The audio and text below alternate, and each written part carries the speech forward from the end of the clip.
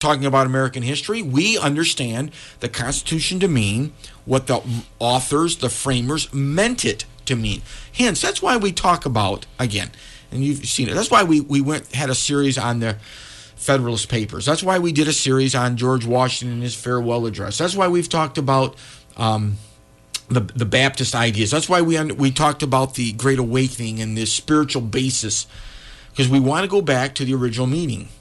With respect to court decisions, there really are two issues that we have to look at, and one is the simple concept that words have meaning.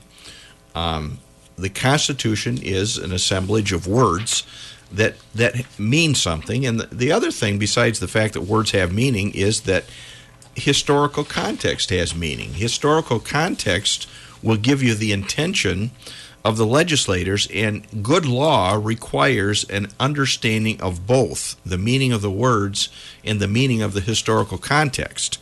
What happened in Everson was that they applied the one without the other. They applied the concept of the words have meaning. The 14th, if you take just the 14th Amendment and you just look at the words completely taken out of the context and the history that's surrounding it, you could make the 14th Amendment apply the Bill of Rights to all the states, because the words could be interpreted that way if you didn't know the context and if you didn't know the history.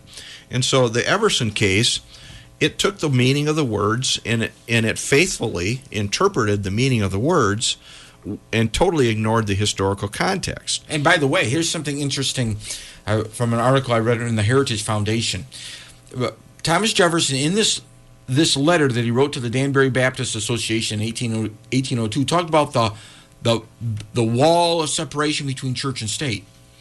This fellow looked this up. He says, in the lexicon of 1802, the expansive concept separation was distinct from the institutional concept of non-establishment.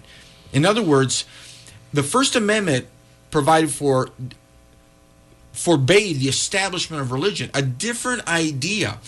If you're going to understand even a word, even whether you're talking about a word in the Constitution or a word in a letter written by Thomas Jefferson, you've got to go back and understand what did that word mean when he said it, not try to apply it today and twist the whole thing around and make it say something that the writer of that letter never intended it to say.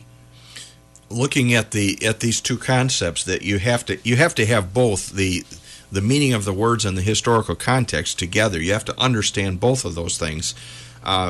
Jumping ahead to 1973, when the courts issued a decision on Roe versus Wade, they totally ignored both the words and and historical context. They didn't make any effort to understand historical context on the whole issue of abortion that had been illegal for hundreds of years.